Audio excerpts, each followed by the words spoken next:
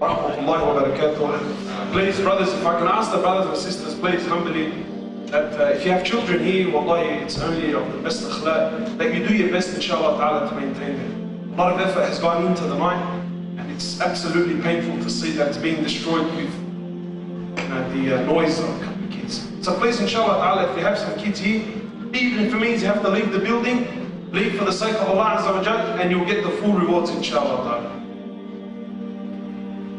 Bismillah walhamdulillah, wassalatu wassalamu ala rasulillah. We start first and foremost by praising the King of Kings, the Master, the Sustainer, the Creator of the seven heavens and the earth, the one who gives life, the one who takes it. Allah Azza wa Jal is the maker, Allah Azza wa Jal is the breaker, Allah Azza wa Jal is the one who gives, and Allah Azza wa Jal is the one who takes. We say peace and blessings upon His beloved Mohammed sallallahu alayhi wa sallam, our Master, our Habib, our teacher sallallahu alayhi wa sallam. My time is short, so I get straight to it. The issue of unity is something that we all cry of. My brothers, there is a very old parable, and I love mentioning this story, and any of you that have been, I'm sure you've heard me say this story a number of times. And as I mention the story, I want you to try to live the story. And I want you, as I'm mentioning the story to you, I want you to imagine and think about the condition of the current Ummah and where it's at today. The old parable has it that there was 4 bulls, 3 of which were black, 1 of which was white. And these bulls, they happened to be living together in a very dangerous environment, and subhanAllah, they somehow happened to stick together, and in unity they found protection and they got by, though the condition was extremely dangerous. One day, one of the black ones, the thought comes to him and he says, you know what, we're black, we're doing alright at night, we're covering, we're hiding on the darkies, we're getting by. But this white one, bro, you can see him from a million miles away, man. So I think it's best, look at the poison. He says, I think it's best for my jama'ah that we get rid of him because he stands out, and when he stands out, we stand out, so therefore he's causing us harm. So they get together, cutting a long story short, they get together and they get together and then they expel this white one. So the wolf that night is watching, he sees all of a sudden, oof, what's going on here? The white one's on his own, the 3 are together. He senses the disunity amongst them. So the wolf that night, he comes down to the white one, he attacks the white one. Where's he going to go, bro? He's on his own. The 3 black ones watched their brother fall, watched their brother die, watched their brother get eaten, and they did nothing about it. So some time passes, the wolf now says, look man, there's only 3 of them, bro, how much can they put up with a fight? Well, one day he's feeling staunch, he comes up to the 3, bridges up, puts up a bit of a fight, manages to pull one down. They were 4, now they're 2. And then sometime later, there's only 2 of them, bro. He attacks one of them, brings them down until there was only one, the one that came up with the master plan. So on the last day, khalas, the wolf is pursuing him now with full confidence, bro. Where's he gonna go, man? Till eventually he gets to him, he jumps on him, and as he starts to devour his teeth into his throat, the bull makes a statement. Wallahi, a statement that should be written in gold. The bull now realizing he's falling, he's dying, khalas, I'm gone. He thinks to himself and he says, that I died, that I signed my execution paper not today, but rather I signed it the day I watched the white one get killed and I did nothing about it. That's the day I died, not now. And wallahi, my brothers, this is what's happening with us everywhere. We're watching our brothers fall. But because he's not from my jama'ah, because he's not from my masjid, because he's not from my fiqh, alhamdulillah, he has nothing to do with me, let him go. Brother, what you don't realize is in reality what's happening. As he's falling, it's only a matter of days before you will soon follow him. The Prophet of Allah, he says in an amazing hadith, he gives an amazing analogy. He says this ummah is like one body. This ummah is like one body.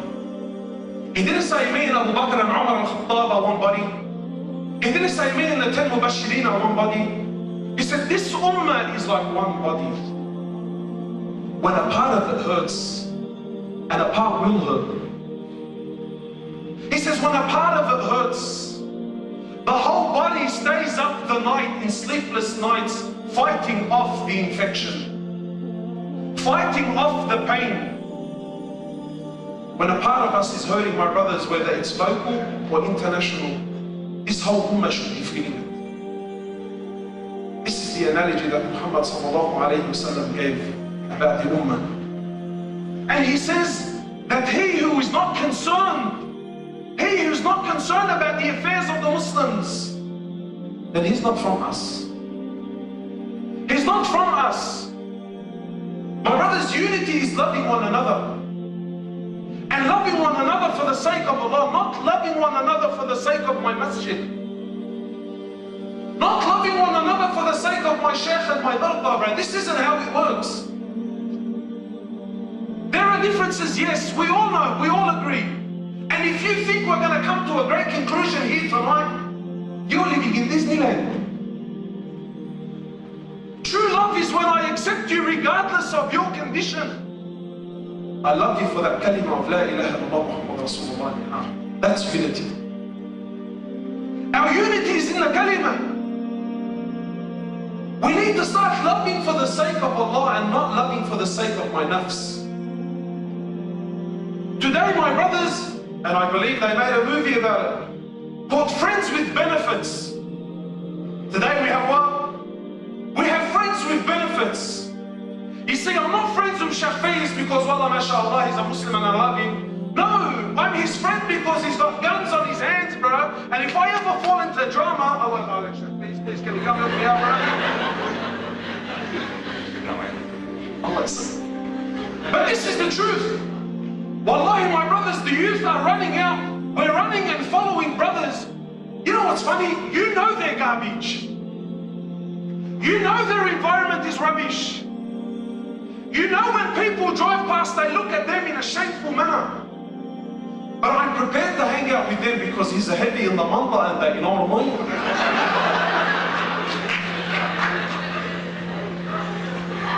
Wallah, it breaks my heart. Sometimes I see brothers, you know, wallahi, you know that this is not his character, man.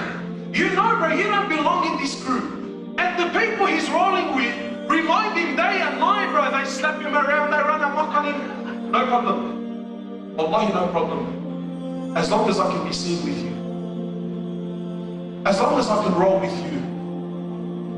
My brother, my sister, I need to tell you, roll with Muhammad and his companions. Wallahi, we need to start loving for the sake of Allah. Because loving for the sake of Allah is of the greatest honor.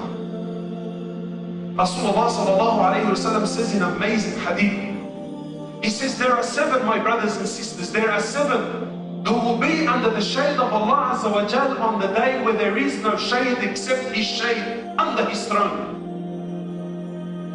What sort of a day is this? Wallahi, if I stand here long enough, the brother's going to start writing on the piece of paper, everyone's going to start, Ya Allah, this guy's doing my head, khalasni minna ba, bro, alright. No, he says, it's a day that's 50,000 years long. How long? 50,000 years long. He says, sallallahu alayhi wa sallam, the sun will be 1 mile above your heads. One of the companions who narrates, he says, by Allah, I didn't know what Rasulullah was referring to. I didn't quite get it. Was he saying the distance of a mile, yani the actual distance of a mile? Or was he referring to, the Arabs used to use the eyeliner, the one that they used to put on, was referred to as a mil. He says, I didn't know, I didn't quite get it. Was he referring to the distance, or was he referring to the span of that mil? Regardless which one it is. He says, sallallahu alayhi wa sallam, you'll be standing there, my brother, and every one of you, according to his condition, you'll be sweating. Some to your ankles, some to your knees, some to your waists, some to your necks. Some of us, will be drowning in our own sweat. That day, there are 7 who will be under the throne of Allah Azza wa Jal, under His shade. 2 of which that I want to highlight here tonight. 2 of which, one is a young man whose heart is attached to the houses of Allah Azza wa Jal. The houses. Not my hangout, not where my shaykh prays, and I'm not dissing that whatsoever. But one whose heart is attached to the houses of Allah. Who's in the houses of Allah? The believers of Allah Azza wa Jal. He says the other category are those who love one another purely for the sake of Allah Azza wa Jal. Purely. Not Allah because there's a benefit. I love you sincerely for the sake of Allah Azza wa Jal. Allah Azza wa Jal will call out, where are those who love one another for my glory? For today I will shade them on the day when there is no shade except my shade. Where are they? He says sallallahu alayhi wa sallam, on that day, look how loving one another is continuously connected to what? That day. That day. He says on that day there will be a position, a status. Imagine you're there, prophets, martyrs, messengers, awliya. He says there will be a position of nur, seats of light, high ranks. Who is he saying this to? He's saying this to a people whom Allah, never mind what Rasulullah says about them, Allah says, I am pleased with them and they are pleased with me.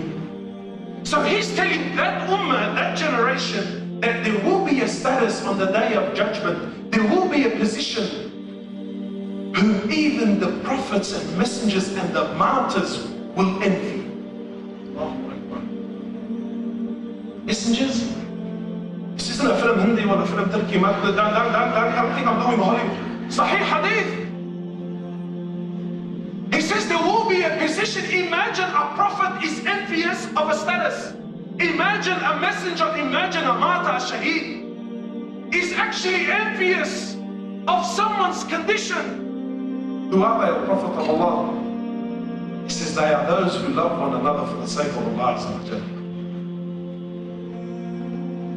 They are those. He says a man left his town and traveled to another town to visit his brother. So Allah sends down an angel. The angel comes to the man and asks, he says, where are you going? He says, well, I'm going to the next town, I'm going to visit my brother. So the angel asks, he says, why are you going there, man? Any business, any maslahah? You owe him a favor? Does he owe you something? He says, love Allah. I'm going sincerely for the love of Allah Azza wa Jalla. So the angel says, he says, I am a messenger from Allah. And I have been sent down to tell you that Allah loves you, you love him. Oh my God, where's this quality, bro? He says, none of you will enter Jannah. Not some. What did he say? None will enter Jannah until you believe. 2 minutes. Until you... But is that 2 minutes to finish this story or finish everything? He says, none of you will truly believe until you love... he says, none of you will enter paradise until you believe. And none of you will truly believe until you love for your brother what you love for yourself. He says, shall I not tell you something? If you do it, you will love one another. He says, give salams to one another. Sometimes we think that the solution is something huge. Sometimes we think the solution is some Amir al-Mu'mineen that's going to fall down from the heavens on the wings and no. Wallahi, sometimes the path to the first step in the right direction is something as simple as smiling in the face of your brother. Giving salams to one another. Today you give salams to someone you don't know. Have you ever been in this condition? It happens to me all the time. You walk up and there's a group of brothers there. And, why so much jahiliyyah, man? So you walk up, so there's the boys and there's the crew and and then you walk in and then it's like, so then they try to act like they didn't see you and you're sort of thinking, man, do I act like I'm not seeing them as well? And then you walk up and you go, Assalamu alaikum. And then there's that awkward little, bro, sorry, but you know any of us? Because none of us know you, man, so what's going on here? Look at the levels that we've reached. He says, give salams. Smile in the face of your brother. Smile. In fact, one of the signs of the Day of Judgment is a man will only give salam to the people that he knows. Sahaba would be they would be riding on animals, and then a tree would divide them. They'll go around the tree, come back and give salams to one another. Hey, try that today with someone. Be like, Shubak, around my store, I was just with you about what's going on. Well, look, honestly, all jokes aside, you walk around with the sheikh, my sheikh, he's got grey hair by now. But you walk around with someone, and heck, you know what, every 10-15 minutes, they go, oh, sheikh, sorry, cool.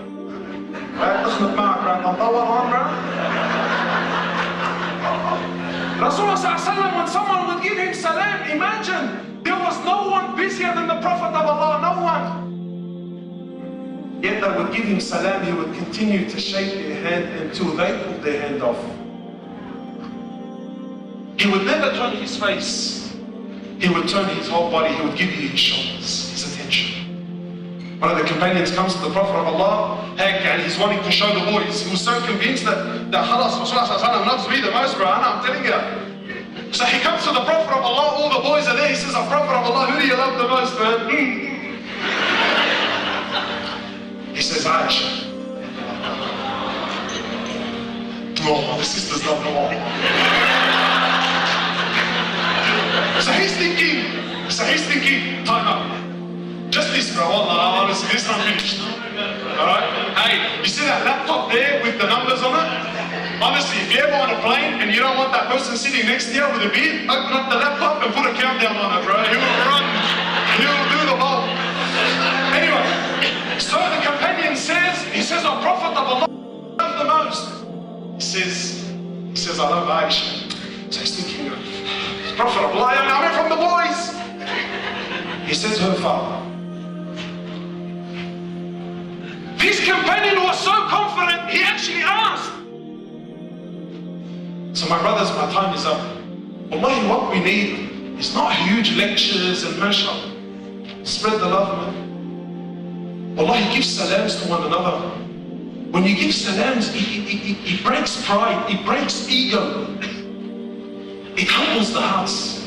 So we ask Allah subhanahu wa ta'ala to bring this quality into our lives. We ask Allah subhanahu wa ta'ala to guide us all, to unite us all once more, inshallah ta'ala. Subhanahu wa ta'ala, wa bihamdika, ashhadu an la ilaha illa anta, nastaghfiruka wa natubu.